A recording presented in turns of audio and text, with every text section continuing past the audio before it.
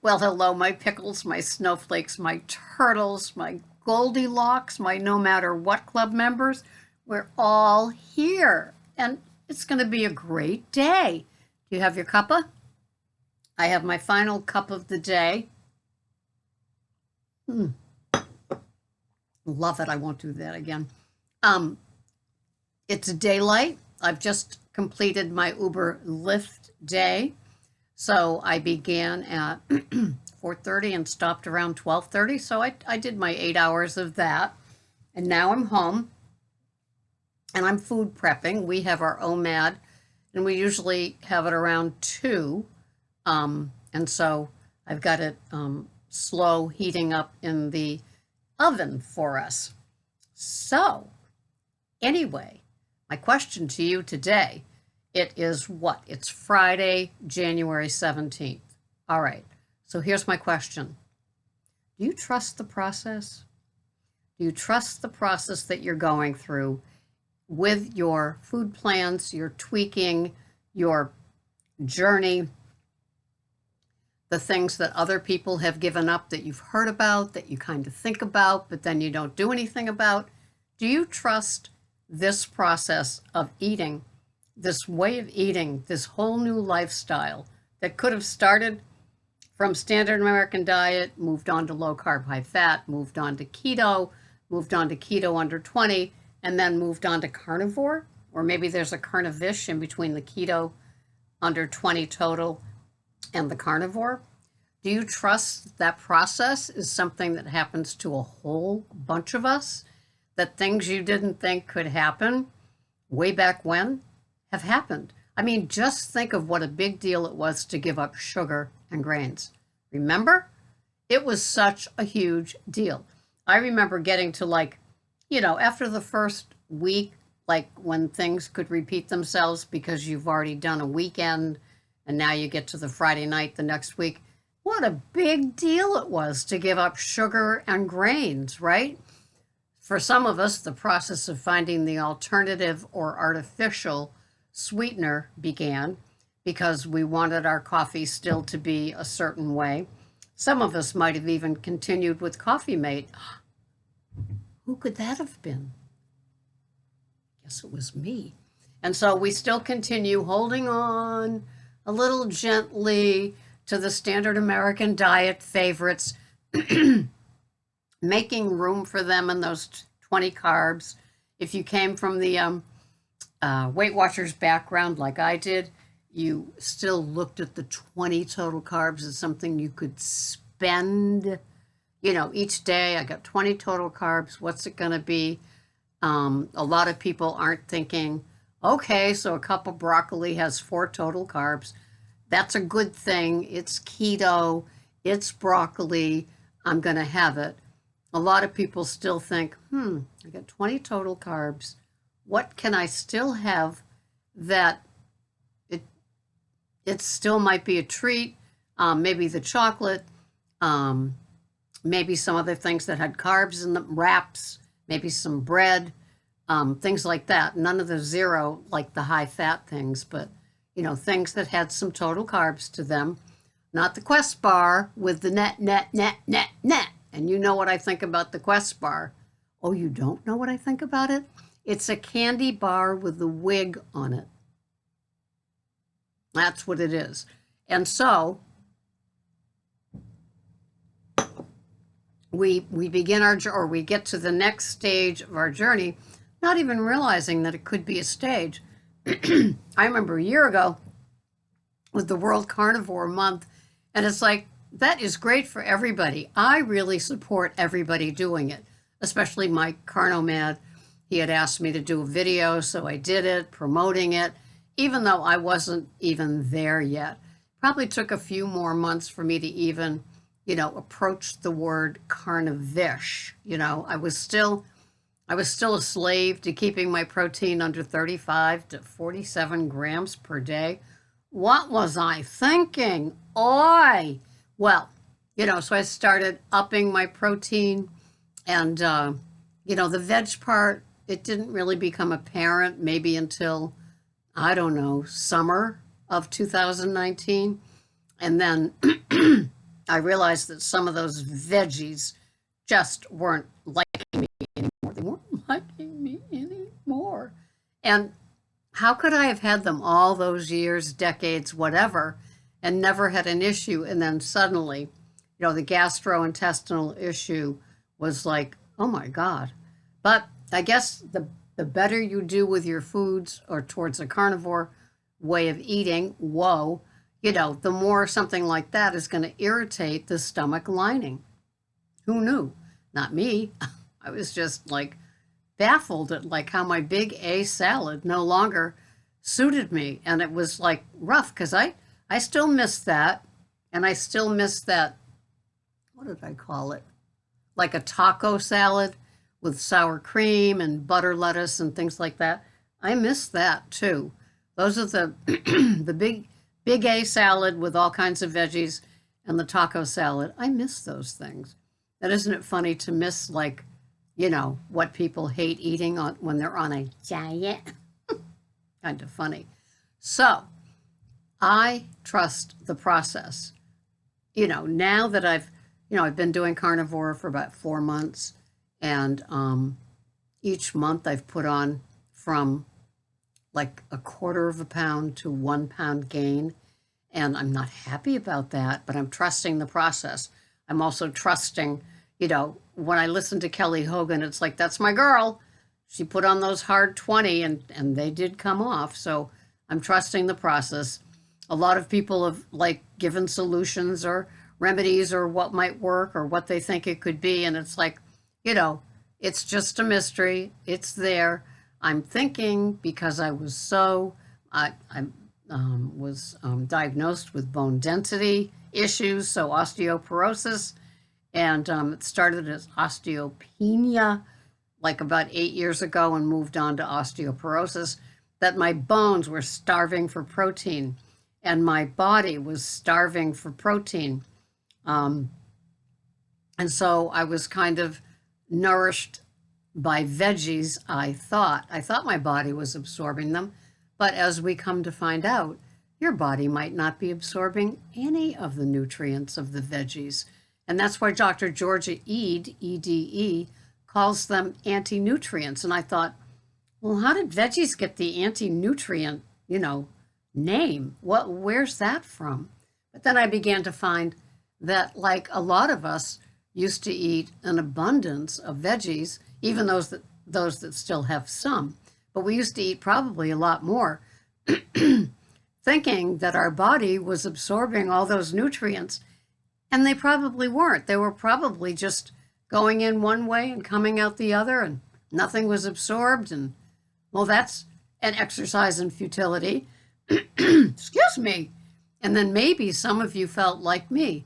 Well, at least they're filling in. Otherwise, I might be binging on food because there wouldn't be enough filling food in just having a steak or a great big fat burger or maybe a cheese omelet with some bacon on the side, any of those carnivore type of meals, and never getting the point that you might get more satiated quickly on a high-fat carnivore fatty cuts of meat type of food plan.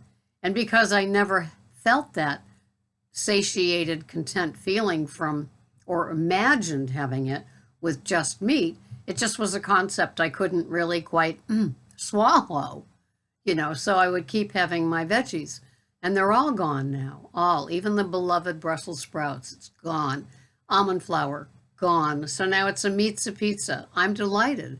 Along the way of my carnivore, or to get to this place of carnivore, I've given up a lot, like most of you have given up a lot. First it was the sugar and grains. We can check and check because all of us did that, right? And then came the keto-friendly items like the wraps or even the English muffins, some of those bars, those bars that, even with the net, it was still worth it to have one. Some drinks still had carbs in them, total carbs. And so I would be having them and the veggies, and slowly, everything got lessened, and I was having less than 10 per day, not less than 20 total carbs. but less than 10, figuring in my age and the difficulty of being a turtle, where you've got an old body, a deranged metabolism. How much do I love that term? I love that. And so I've got a deranged metabolism from so many years of messing with different diets and food plans and starvation and overeating and bloating and blah, blah, blah, all that stuff. And so my body's not going to bounce back like a 21-year-old that went out last weekend and had a real pizza instead of a keto pizza. No, our bodies, I'm 69. And our bodies just don't bounce back. We'd love them to, but they don't do that. And so that's the dilemma for us. And so that hence came the turtle. So I had the less than 10 total carbs. And then in coaching some rather stubborn metabolisms just like mine, it was like maybe we got to lower them even more. And I watched even clients of mine become carnivore before I did, because I was still holding on tight to that almond flour, holding on tight to those Brussels sprouts, but they're gone. So along the way, the sugars, the grains, I never did the artificial sweeteners or the diet sodas, but I did do alternative sweeteners in my coffee. And I did have a version of a fat bomb back when I was low carb, high fat, and even keto under 20 total. And I was having those on a regular basis. But I'm an addict. And so you can take a fat bomb and give it to me 3 times a week. And even though it's keto friendly, suddenly my body wanted it 7 nights a week, not the 3 that it was getting it. And so that got out of hand. And so then I had to ixnay that. And gum. I gave up gum. I used to think that gum was my savior. It kept me from wanting to eat. It kept me occupied. It kept my jaw going. But alas, it was time for that to go too. And I didn't want to look like a cow chewing. And I was afraid that I might have been doing that with my gum. So gum is really the one thing I tapered from. With the artificials, with the alternative sweeteners, I think it was total. I don't think that I tapered. I think I just ripped that Band-Aid off. And so with the gum, I slowly tapered it. I still threw away probably 3 dozen packs of gum. Yeah, because, then I'm that hoarder on top of that. The custodian at the jail is going to get my almond flour and my Zyla this weekend when he's working when I work. And so, after a while, it's like, am I going to because of my Yankee sort of thing, it's like, I'm not going to throw out the almond flour because I spent a lot of money for it. So I'm going to keep using it. So it's like, I wanted to keep harming my body or continuing to aggravate my digestion because I didn't want to throw it out. It's just so funny. I mean, aren't we funny? So he's getting a full bag that I never opened and the Zyla can that I never opened. I thought I sent it all to Miss Joyce out in Kansas, but I didn't. I found this full can. So anyway, we have given up a lot, but sometimes you still need to trust the process with one more thing. Carnomad Mike was talking about having fast food as a no other alternative, like when he's on the road, staying in a hotel, and all of those sort of things, and the things that you can't do at certain points when you're not in your own home, and I don't have that. I don't have to go out to eat because I'm traveling. I'm lucky. My feet are stuck in the sand here in Cape Cod. I get people to where they're traveling to, from the ferry to the bus to the airport, but I'm not going anywhere. Nope. So I have my OMAD at home every day. But he was talking about condiments, and I never was a condiment person. I don't know if you are.